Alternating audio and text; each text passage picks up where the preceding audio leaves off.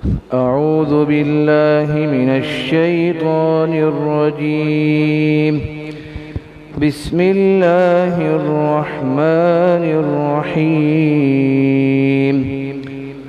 والذي أوحينا إليك من الكتاب هو الحق والذي أوحينا إليك من الكتاب هو الحق مصدقا لما بين يديه إن الله بعباده لخبير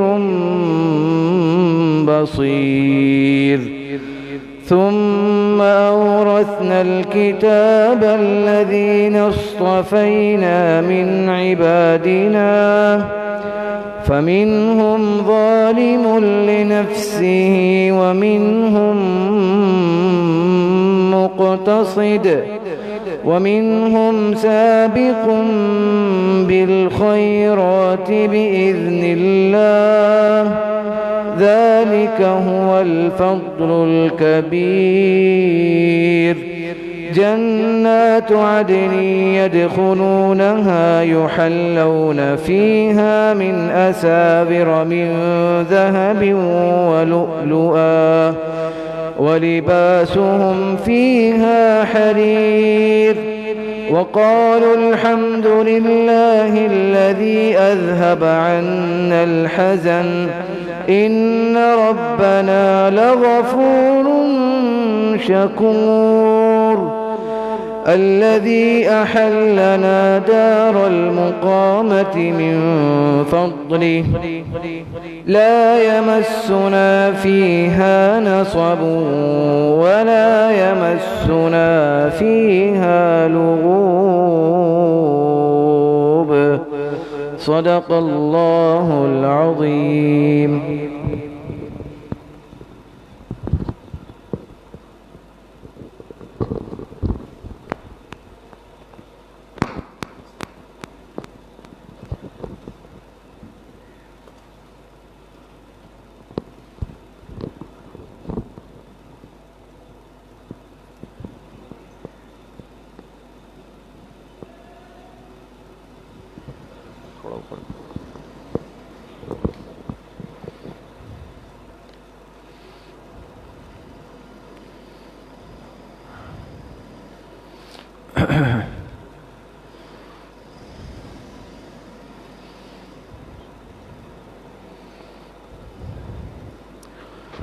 بسم الله الرحمن الرحيم.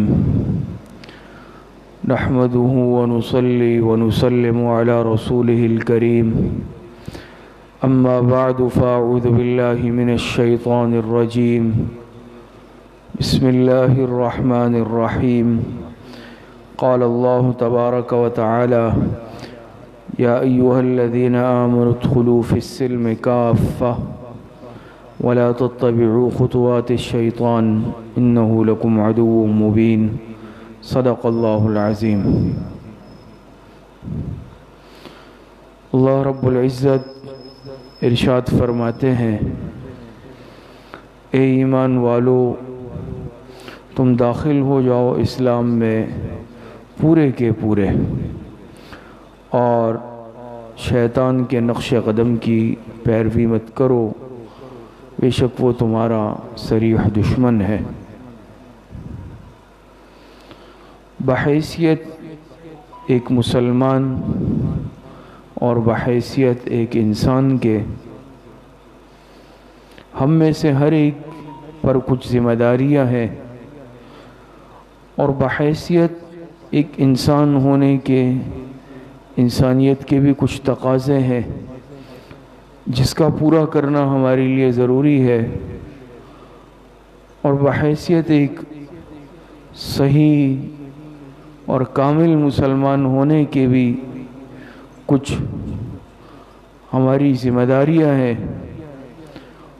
اور کچھ آداب ہے جن پر عمل پیرا ہونا ایک کامل مسلمان کے لیے ضروری ہے. اور ہم میں سے ہر ایک کی ذمہ داری ہے کہ اپنے اصلاح کی فکر کرے۔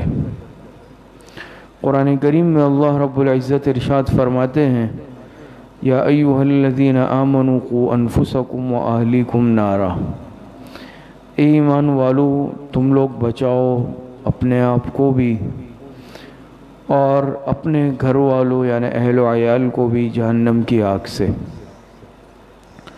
پہلے انفسکم کو ذکر کیا کہ انسان پہلے اپنے ذات کی فکر کرے، کیا یہ میں ٹھیک جا رہا ہوں یا غلط جا رہا ہوں، میں صحیح راستے پر چل رہا ہوں یا غلط راستے پر چل رہا ہوں۔ حضرت حنظلہ رضی اللہ تعالی عنہ کا واقعہ آپ حضرات کے علم میں ہوگا۔ حالانکہ حضرت حنظلہ رضی اللہ تعالی عنہ جلیل القدر صحابی ہے اور بڑے مقام والے ہیں، لیکن ایک مرتبہ حضرت حنظلہ رضی اللہ تعالی عنہ پریشان حالت میں حضرت ابوبکر صدیق رضی اللہ تعالی عنہ کی خدمت میں حاضر ہوئے اور حضرت ابوبکر صدیق رضی اللہ عنہ سے عرض کیا کہ حنظلہ منافق ہو گیا ہے۔ حضرت ابوبکر صدیق رضی اللہ تعالی عنہ نے پوچھا کہ بھئی یہ کیسے، کیا ہوا ہے؟ تو حضرت حنظلہ رضی اللہ تعالی عنہ نے عرض کیا کہ جب میں حضور علیہ السلام کی مجلس میں ہوتا ہوں میرے دل کی کیفیت الگ ہوتی ہے، آخرت کا خوف غالب ہوتا ہے، دنیا کی رغبت کم ہو جاتی ہے، لیکن جب حضور علیہ السلام کی مجلس سے نکلتا ہوں یا آپ کی مجلس میں نہیں ہوتا تو وہ کیفیت نہیں رہتی۔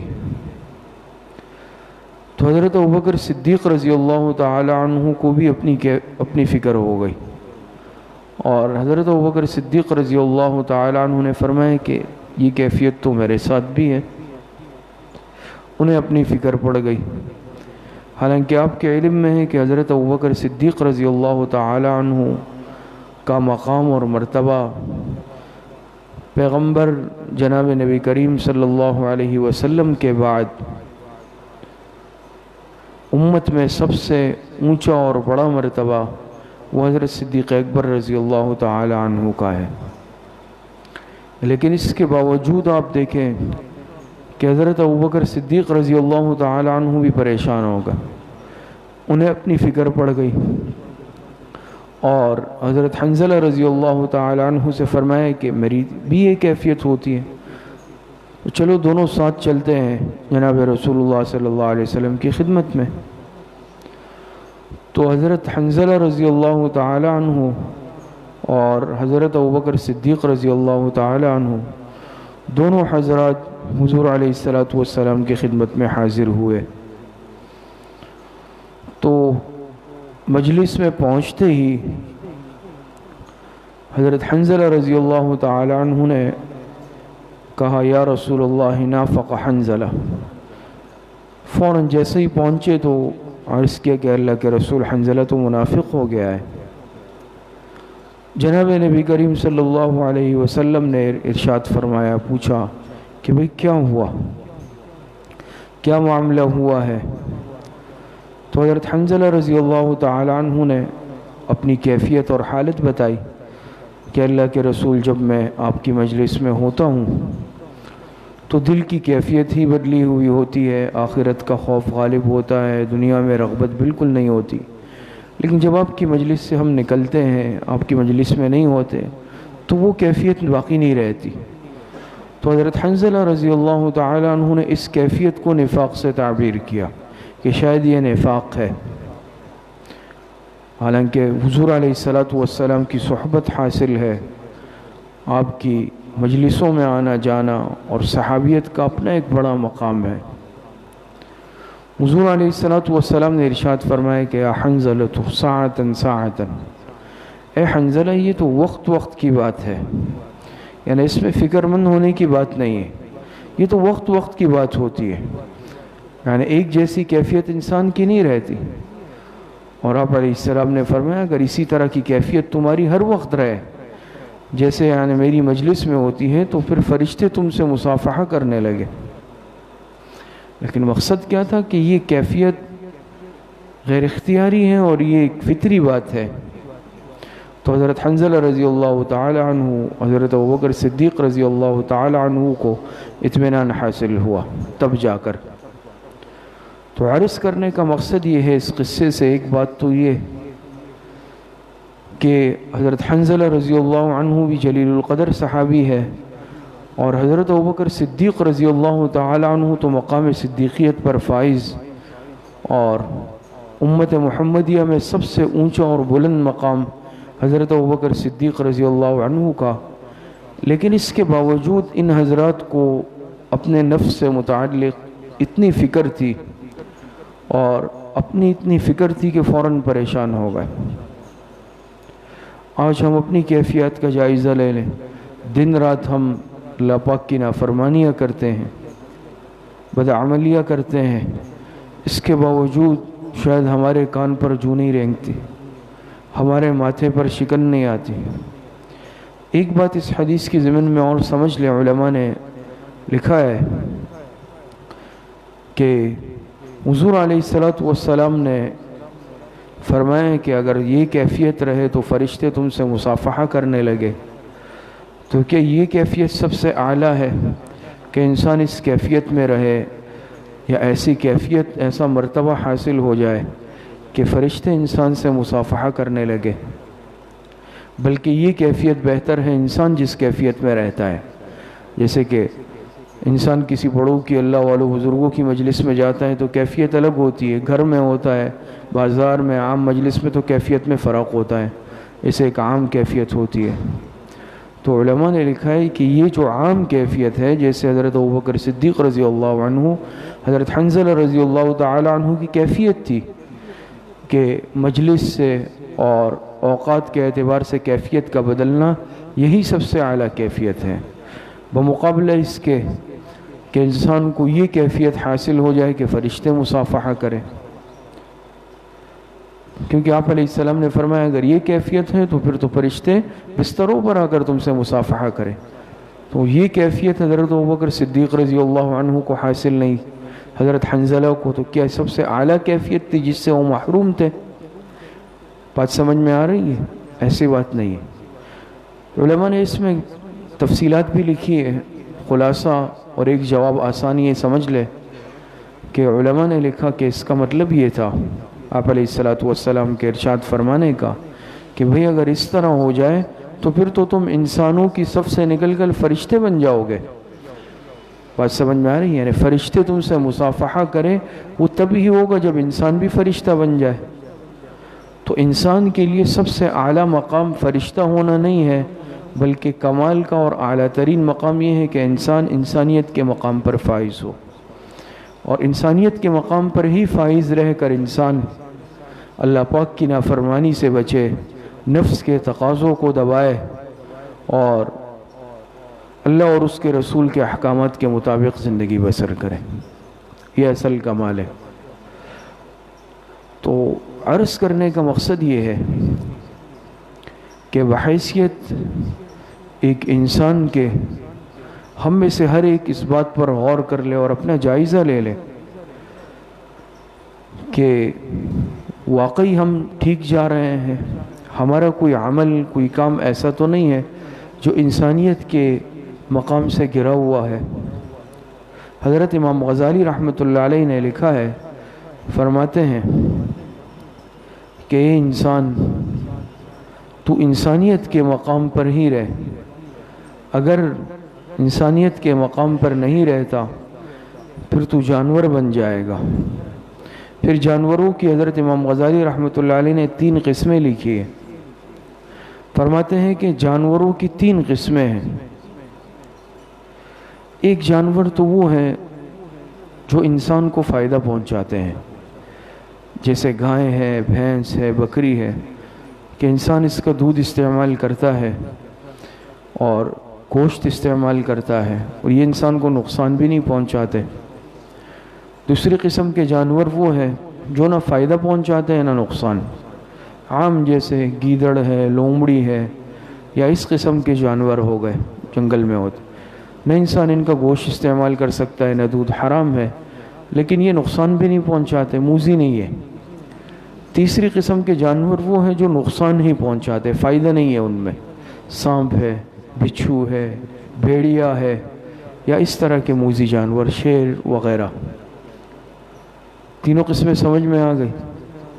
تو امام غزالی رحمۃ اللہ علیہ فرماتے ہیں کہ انسان اگر تو انسانیت کے مقام سے نکلنا ہی چاہتا ہے اور جانور بننا چاہتا ہے، پھر جانور ایسا بن جا کہ جو انسان کو فائدہ پہنچاتے ہیں، نقصان نہیں پہنچاتے۔ اگر وہ بھی نہیں بن سکتا، پھر ان جانوروں کی صف میں آ جا کہ جو فائدہ اگر نہیں پہنچاتے تو نقصان بھی نہیں پہنچاتے، دوسری قسم کے جانور۔ لیکن اگر تم تیسری قسم میں داخل ہو گئے، جو سانپ ہے، بچھو ہے، کہ نقصان ہی پہنچانا ہے، فائدہ نہیں ہے، تو یہ سب سے بدترین درجہ ہے۔ دیکھیں سانپ بچھو کوئی فائدہ انسان کو نہیں پہنچاتے، لیکن نقصان پہنچاتے ہیں، ڈس لیتے ہیں، زہر انسان کے جسم میں آ جاتا ہے، انسان کی موت بھی آ سکتی ہے۔ تو بعض دفعہ انسان انسانیت کے مرتبے سے گر جاتا ہے۔ ایک تو یہ ہے کہ انسان اصل انسانیت یہ ہے کہ آپ علیہ الصلوۃ والسلام نے ارشاد فرمایا خیر الناس من ينفع الناس، لوگوں میں سے سب سے بہترین انسان کون ہے؟ جو دوسروں کو فائدہ پہنچائے، دوسروں کے لیے فائدے کا باعث بن جائے۔ اب فائدہ کسی بھی اعتبار سے انسان پہنچا رہا ہے، دوسرے انسان کے کام آ رہا ہے، اس کے دکھ درد میں کام آ رہا ہے، اپنے علم کے ذریعے اس کو فائدہ پہنچا رہا ہے، یا اپنے عمل کے ذریعے اس کو فائدہ پہنچا رہا ہے، یا کسی بھی اعتبار سے ایک انسان کی خدمت کر رہا ہے۔ تو خیر الناس من ينفع الناس، سب سے بہترین انسان کون ہے لوگوں میں؟ جو لوگوں کے لیے فائدے کا باعث ہو، کسی نہ کسی درجے میں مخلوق کو فائدہ پہنچائے۔ لیکن اگر میں فائدہ بھی نہیں پہنچا سکتا کسی کو، تو کم از کم ان جانوروں کی صف میں تو آ جاؤں کہ جو فائدہ نہیں پہنچاتے تو نقصان بھی نہیں پہنچاتے۔ اگر میں کسی کو اپنی ذات سے فائدہ نہیں پہنچا سکتا کسی بھی اعتبار سے، تو کسی کو نقصان بھی نہ پہنچاؤں۔ لیکن اگر خدا نخواستہ میں اس فطرت کا، اس صفت کا حامل بن جاؤں کہ ہر ایک کو نقصان پہنچاؤں، کسی کو اپنی زبان سے نقصان پہنچا رہا ہوں، یعنی کسی کو طعنہ دیا، کسی کی غیبت کی، کسی پر بہتان لگایا، کسی پر الزام لگایا، کسی کی نقالی کی، یا اپنے عمل یا اعضاء اور جوارح سے کسی کو نقصان پہنچایا، مقصد یہ ہے کہ مار پیٹ کی، کوئی جانی نقصان پہنچایا، کسی کا مال چھینا، ڈکیتی کی، غصب کیا، کسی بھی اعتبار سے، یا اپنے حرکات اور سکنات سے، تو پھر میں تو ان جانوروں کی صف میں آ گیا کہ وہ جانور جو موذی ہوتے ہیں، سانپ اور بچھو کی صف میں آ گیا ہوں۔ بات سمجھ میں آ رہی ہے؟ تو آج ہم اپنا جائزہ لے لیں، کیا ہم انسانیت کے دائرے میں ہیں یا انسانیت کے دائرے سے نکل چکے ہیں؟ حضرت حکیم الامت مولانا اشرف علی تھانوی رحمۃ اللہ علیہ، آپ حضرت کے نام سے، کام سے اور مقام سے واقف ہیں۔ اللہ پاک نے بڑا کام لیا حضرت سے، مجدد الملت تھے، حکیم الامت تھے، 2000 کے قریب حضرت کی تصانیف ہے، اور اس کے علاوہ اللہ پاک نے جو کام لیا حضرت سے، انقلاب برپا کیا۔ تو حضرت کے متعلق آتا ہے کہ مشہور تو حضرت فرماتے تھے کہ بھائی اگر کسی کو صوفی بننا ہے، مولوی بننا ہے، اس کے لیے بہت ساری خانقاہیں ہیں، مدارس ہے، وہ دوسری جگہ چلا جائے۔ یہاں تو میری جو خانقاہ ہے وہ آئے جس کو انسان بننا ہے۔ فرماتے ہیں کہ پہلے انسان تو بن جاؤ، صوفی بننا، بزرگ بننا، مولوی بننا، یہ بہت بات کی باتیں ہیں۔ ہم تو ڈائریکٹ صوفی بن جاتے ہیں نا، ڈائریکٹ ہم شیخ بننے کی کوشش کرتے ہیں، حالانکہ بہت ساری صفات ہم میں ایسی ہوتی ہے کہ وہ صفات رذیلہ ہوتی ہے، اور بہت سارے اخلاق ذمیمہ ہوتے ہیں، لیکن ہمیں اس کا احساس نہیں ہوتا، شعور نہیں ہوتا۔ تو حضرت فرماتے تھے کہ یہ خانقاہ تو بھائی میں نے اس لیے بنائی ہیں تاکہ پہلے انسان بن جاؤ۔ اسی لیے آپ کو معلوم ہے حضرت کے ہاں خانقاہ میں بہت اصول و ضوابط تھے، اور باقاعدہ لکھ کر لگا رکھے تھے کہ بھی جو خانقاہ میں آ رہا ہے پہلے ان قوانین کو پڑھ لے، اصول و ضوابط کو پڑھ لے۔ اور فرماتے تھے حقوق العباد کے معاملے میں بہت سخت تھے۔ فرماتے تھے اگر مجھے اپنے متوسلین، مریدین، متعلقین میں کسی کے متعلق یہ معلوم ہو جائے کہ اس نے اپنے جو معمولات ہے اس میں کمزوری دکھائی ہے، کمی کی ہے، جیسے نوافل ہو گئے، تلاوت، تسبیحات، ذکر اذکار، دوسرے معمولات، تو مجھے رنج اور دکھ ہوتا ہے۔ لیکن اگر مجھے کسی کے متعلق یہ معلوم ہو جائے کہ اس نے کسی کی حق تلفی کی ہے، کسی کا حق مارا ہے یا کسی کو اذیت پہنچائی ہے، تو مجھے ایسے شخص سے نفرت ہو جاتی ہے۔ اور آپ کو واقعات معلوم ہوں گے کہ بعض حضرات سے حضرت نے حقوق العباد میں حق تلفی کی وجہ سے خلافت سلب فرما لی، واپس لے لی۔ آپ کو واقعہ معلوم ہوگا کہ حضرت کے ایک مرید بلکہ مجاز خلیفہ حضرت سے ملاقات کے لیے ٹرین میں آئے تھانہ بون، اور چھوٹے بچے کو بھی ساتھ لے کر آئے۔ جب لائے تو حضرت نے پوچھا کہ اس بچے کا ٹکٹ لیا تھا؟ تو کہا کہ حضرت نہیں لیا۔ کتنی عمر ہے؟ انہوں نے عمر بتائی 12 سال یا اس طرح، اور جو عمر بتائی اس حساب سے اس بچے کا ٹکٹ تھا۔ تو کہا کہ بھئی ٹکٹ کیوں نہیں لیا؟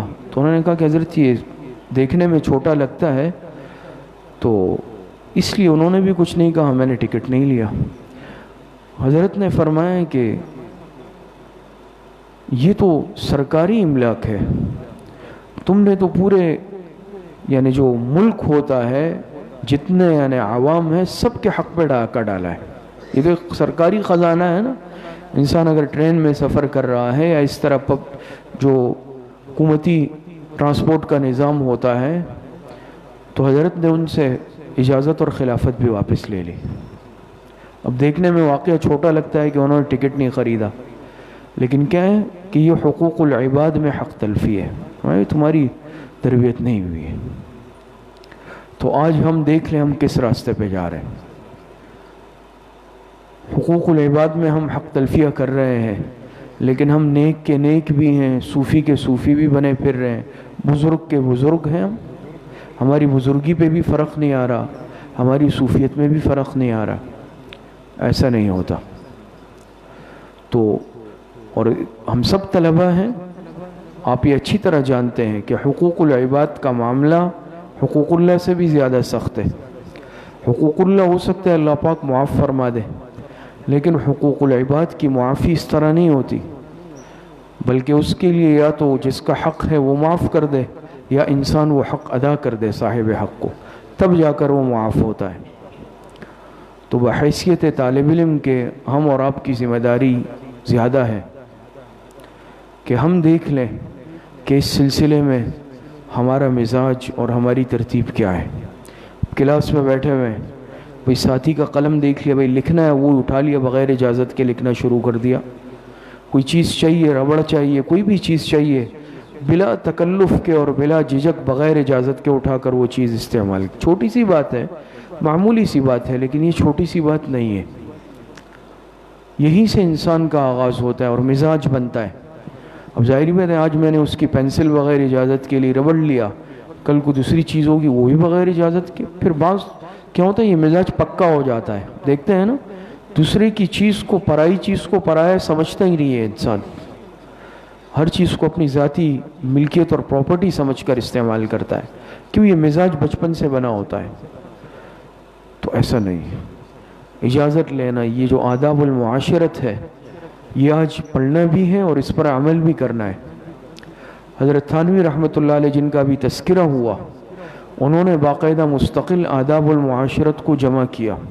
جو معاشرت کے آداب ہیں نا، یہ سارے روزمرہ کے آداب، اور باقاعدہ کتابی صورت میں ہے، اس کو پڑھنا ہم میں سے ہر ایک طالب علم کی ذمہ داری ہے کہ آداب المعاشرت چھوٹی سی کتاب ہے، اس کو خریدیں، اس کو پڑھیں، گھر میں اس کی تعلیم کریں، گھر میں والدین اور باقی بہن بھائیوں گھر والوں کو بٹھا کر باقاعدہ آداب المعاشرت کی تعلیم کریں، اس کا مذاکرہ کریں۔ اور اس آداب المعاشرت کو، ان آداب کو اپنی زندگی میں لائیں۔ اسی طرح ہمارے حضرت مولانا ڈاکٹر حبیب اللہ مختار شہید رحمۃ اللہ علیہ نے بھی اس طرح نہایت مفید کتابوں کے ترجمے فرمائے۔ اس میں بھی ایک کتاب غالباً آداب معاشرت کے نام سے ہیں، اور اسی طرح آداب زندگی دیگر بہت مفید کتابیں ہیں۔ اسی طرح حضرت تھانوی رحمۃ اللہ علیہ نے اغلاط العوام کے نام سے ایک چھوٹی کتاب لکھی۔ روزمرہ جو ہمارے ذہنوں میں جو بعض باتیں ایسی ہیں جس کو اغلاط العوام کہا جاتا ہے، اسی طرح اصلاح الرسوم کے نام سے، یہ بہت مفید کتابیں ہیں۔ ان کو خریدیں، گھروں میں لے جائیں، والدین پڑھیں، ہم سب اس کو پڑھیں۔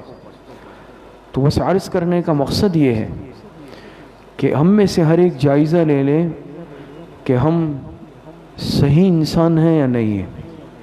اسی طریقے سے صحیح انسان بننے کے ساتھ ساتھ کامل مسلمان بھی ہو۔ کامل مسلمان کا مطلب کیا ہے؟ جو ایمانی صفات ہے وہ ہمارے اندر موجود ہو۔ حدیث آپ حضرات پڑھتے ہیں، بعض طلباء نے زاد الطالبین پڑھی، کسی نے ریاض الصالحین پڑھی، دیگر احادیث کی کتابیں پڑھی ہے درجات کے اعتبار سے۔ بعض روایتوں میں لا ایمان لمن لا امانت لہ ولا دین لمن لا عہد لہ۔ اسی طرح اور روایتیں آتی ہیں نا کہ بھئی اس شخص کا ایمان کامل نہیں ہے جس میں امانت کی صفت نہیں، اس شخص کا دین نہیں ہے جس میں وعدے کی پابندی نہیں ہے۔ اسی طرح کی اور روایتیں آتی ہیں۔ تو میں دیکھ لوں کہ میرا ایمان کامل ہے یا نہیں ہے۔ اگر میں وعدہ خلافی کے مرض میں مبتلا ہوں تو میرا ایمان کامل نہیں ہے۔ میرے اندر امانت اور دیانت کی صفت نہیں ہے تو میرا ایمان کامل نہیں ہے۔ کیا مطلب لا ایمان؟ ہم طلبہ پڑھتے ہیں نا کہ کیا مطلب ہے اصلاح کا، کہ کیا مسلمان نہیں ہے، مومن نہیں ہے، خدا نخواستہ اسلام اور ایمان سے نکل گئے؟ کیا ہم اس کا مطلب کرتے ہیں بتائیں؟ ہاں، ہم کہتے ہیں بھئی یہاں پر کمال کی نفی ہے، اور بھی مطلب بیان کیے جاتے ہیں، لیکن اس کا عام طور پر ہم جو مطلب بیان کرتے ہیں کہ بھئی یہاں جو نفی ہے نا، نفی برائے کمال ہے، کہ ایسا شخص کامل مومن نہیں ہے۔ یا یہ بھی مطلب ہو سکتا ہے یہ مومن مسلمان کہلانے کے لائق نہیں ہے۔ کیوں؟ خیانت، وعدہ خلافی، یہ ایک مسلمان کی صفت نہیں ہے، اور اگر کسی میں یہ نہیں ہے تو یہ نام کا مسلمان ہو گیا، یہ کام کا مسلمان نہیں۔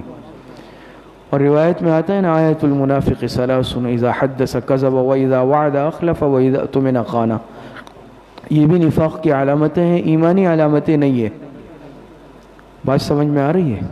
یہ الگ بات ہے کہ یہاں پر مراد نفاق عملی ہے، وہ آپ سمجھتے ہیں ہم طلبہ کہ نفاق اعتقادی الگ چیز ہے، نفاق عملی الگ چیز ہے۔ اگر کسی میں خدا نخواستہ وعدہ خلافی کی صفت ہے، یا خیانت کی صفت ہے، یا پھر جو ہے جھوٹ کی صفت ہے، یا گالم گلوچ کی صفت موجود ہے، تو یہ صفات کس کی صفات ہے؟ خائن کی، خیانت، نفاق کی۔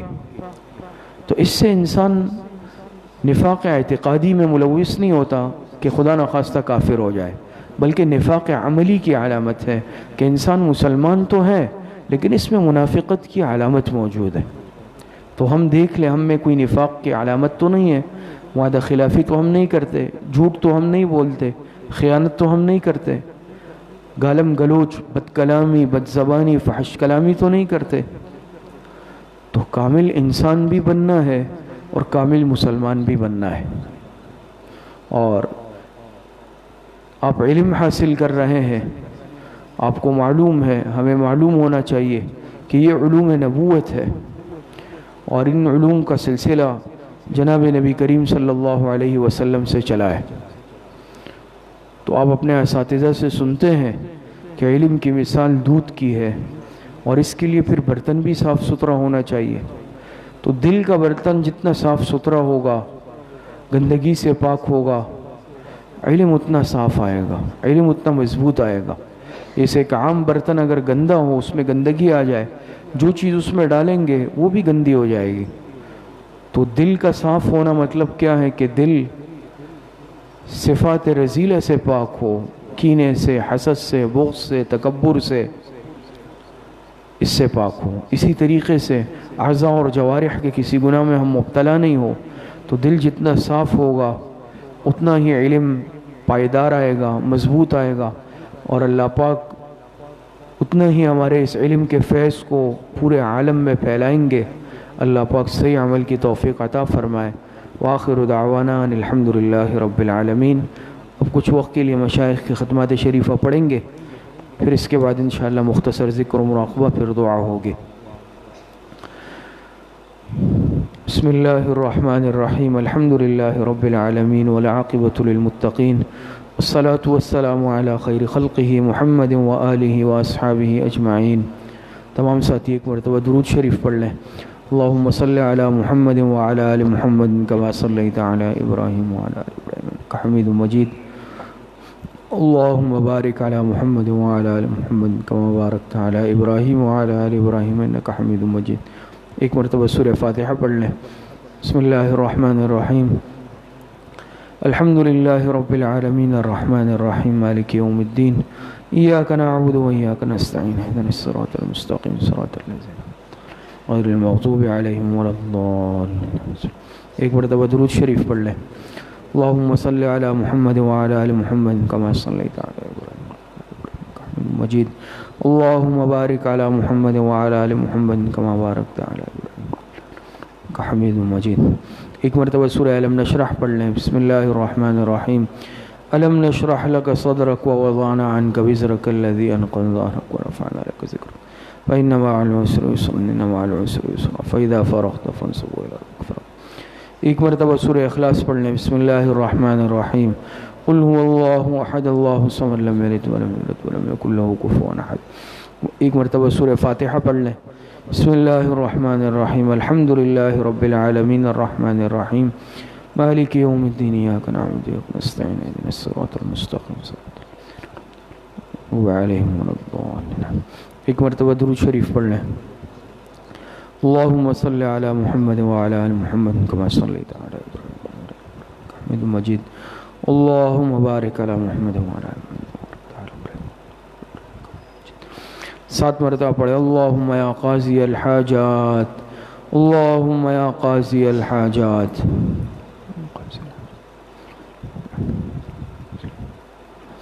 7 مرتبہ پڑھے۔ اللہم یا کافی المہمات، اللہم یا کافی المہمات۔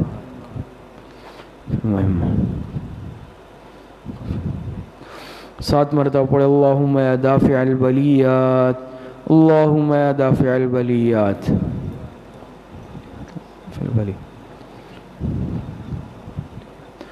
7 مرتبہ پڑھے۔ اللہم یا شافی الامراض، اللہم یا شافی الامراض۔ اللہم یا شافی الامراض۔ 7 مرتبہ پڑھے۔ اللہم یا رفیع الدرجات، اللہم یا رفیع الدرجات۔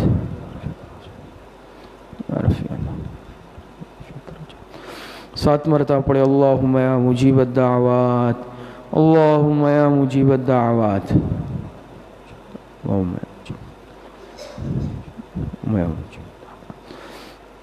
7 مرتبہ پڑھے۔ اللہم یا ارحم الراحمین، اللہم یا ارحم الراحمین۔ ایک مرتبہ درود شریف پڑھ لیں۔ اللہم صلی علی محمد وعلی آل محمد کما صلیت علی ابراہیم وعلی آل ابراہیم انک حمید مجید۔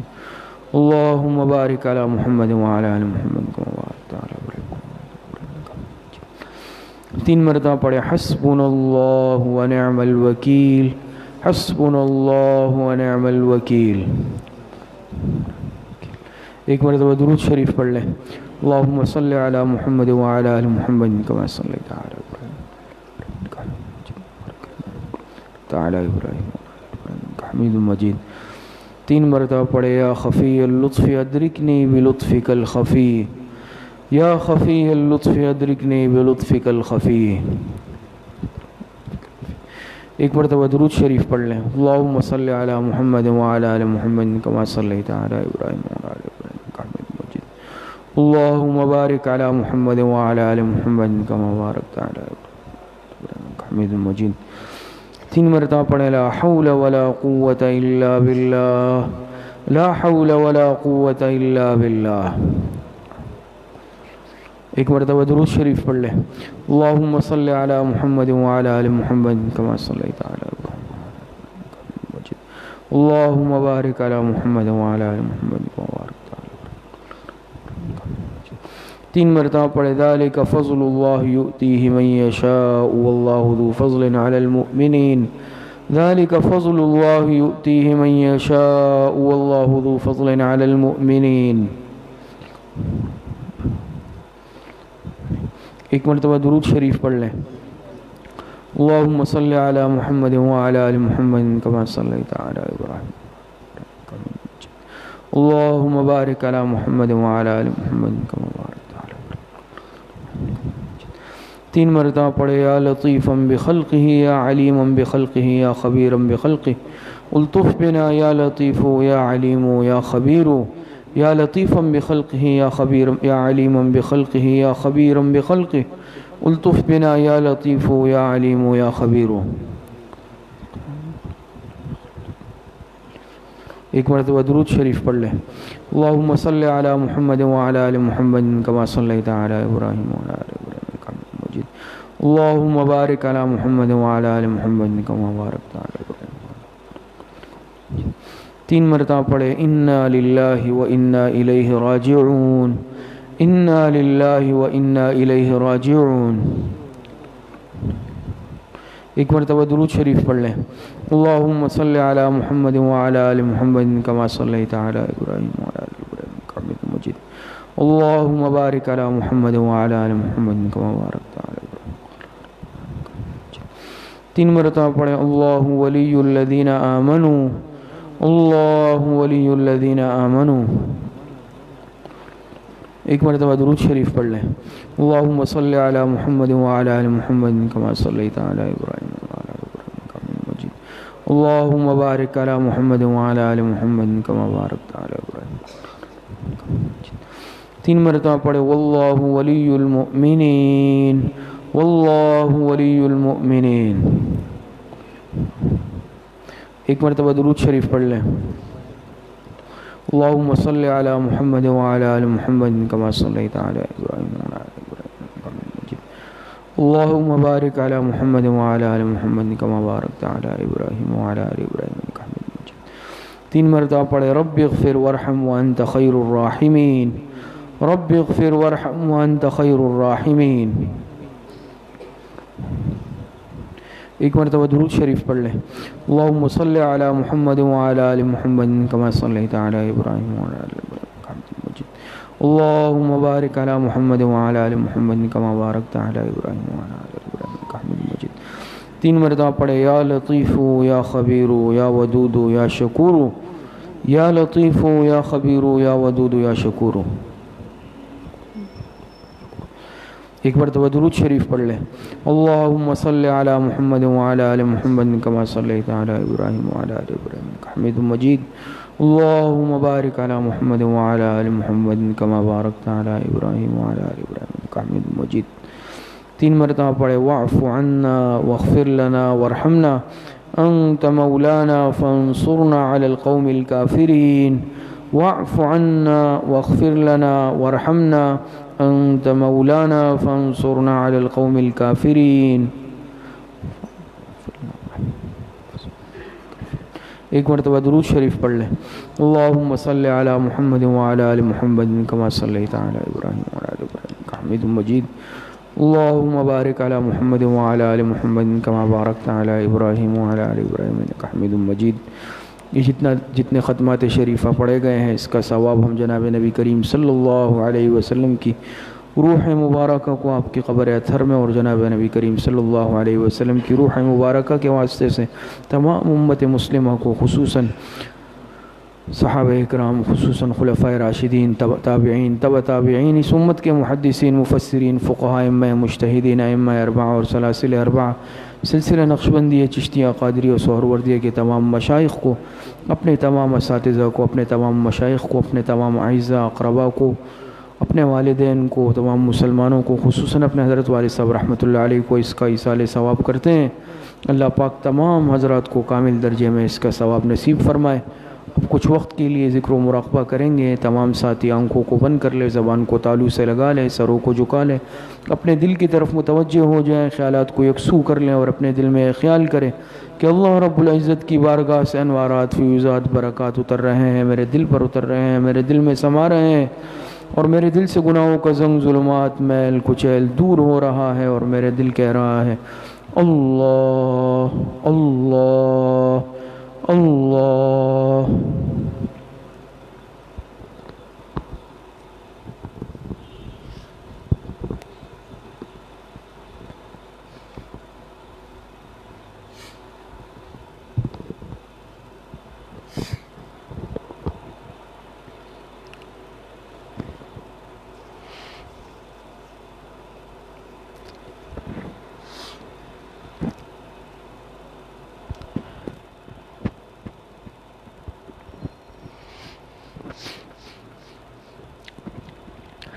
ہے اسی طرح سے ممکن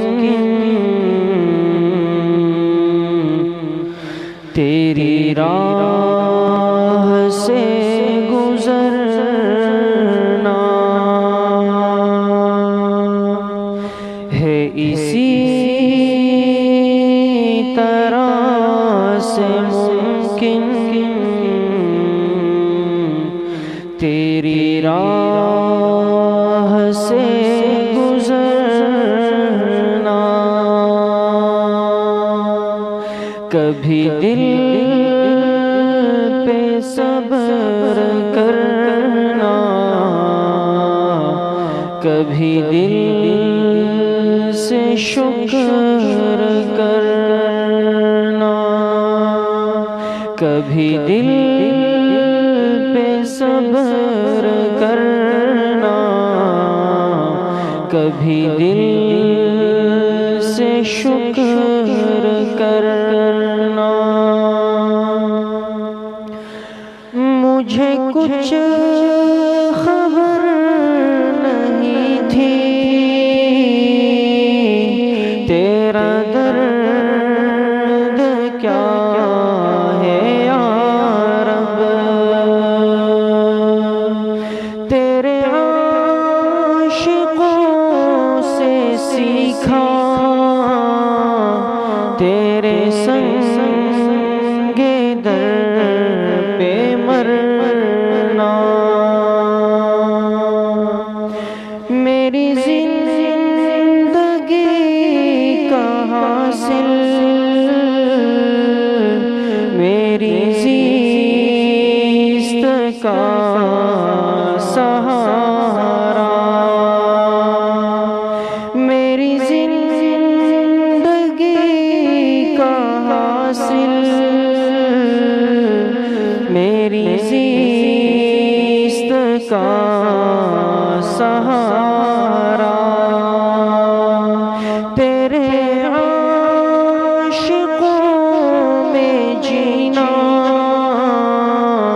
تیرے عاشقوں میں مرنا, یہی عشق کی علامت, یہی عشق کی ضمانت, یہی عشق کی علامت, یہی عشق کی ضمانت. کبھی ذکر ہو زباں پر, کبھی دل میں یاد کرنا, میرا ہر خطا پہ رونا ہے یہی میری تلافی, میرا ہر خطا پہ رونا ہے یہی میری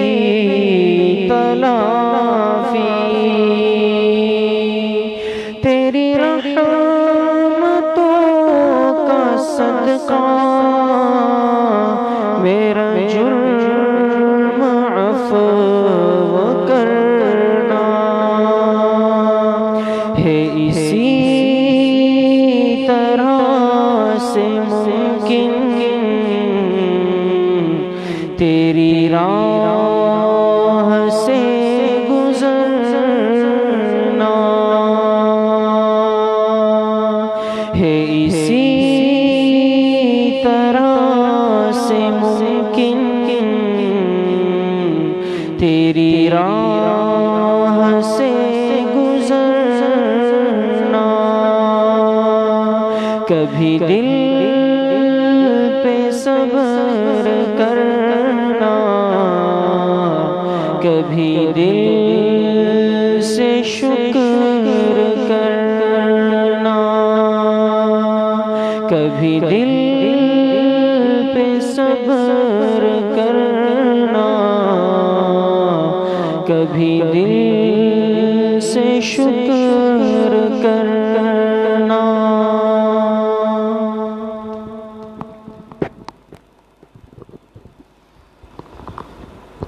الحمد للہ رب العالمین والعاقبۃ للمتقین والصلاة والسلام علی خیر خلقہ محمد وآلہ واصحابہ اجمعین۔ اے اللہ ہمارے صغیر و کبیر ظاہراً باطناً چھوٹے بڑے ہر طرح کے گناہوں کو معاف فرما دے۔ اے اللہ جتنی لغزشی کوتاہیاں ہوئی ہیں گناہ کیے ہیں توبہ تائب ہوتے ہیں، اللہ ہماری توبہ کو قبول فرما لے۔ اے اللہ جتنے بیمار ہیں گھروں میں ہیں اسپتالوں میں ہیں جسمانی بیمار ہیں روحانی بیمار ہیں، اے اللہ سب کو صحت کاملہ عاجلہ عطا فرما دے۔ اس موذی مرض میں جو مبتلا ہے اللہ سب کو صحت کاملہ عاجلہ عطا فرما دے، اور اے اللہ اس موذی مرض سے اس وبائی مرض سے ہم سب کی حفاظت فرما دے۔ جتنے اموات المؤمنین دنیا سے جا چکے اللہ سب کی مغفرت فرما دے، خصوصاً ہمارے مشفق و مربی استاد محترم حضرت مولانا مفتی محمد عاصم ذکی صاحب رحمہ اللہ تعالی جو اس دنیا سے تشریف لے گئے۔ حضرت استاد صاحب کے لیے دعا فرمائے، اللہ پاک حضرت استاد صاحب کی کامل مغفرت فرمائے، اللہ پاک ہم سب پسماندگان کو صبر جمیل عطا فرمائے۔ وصلی اللہ وسلم علی نبینا محمد وآلہ واصحابہ اجمعین برحمتک یا ارحم الراحمین۔ جی بس بغیر مصافحے کے واپسی فرما لیں۔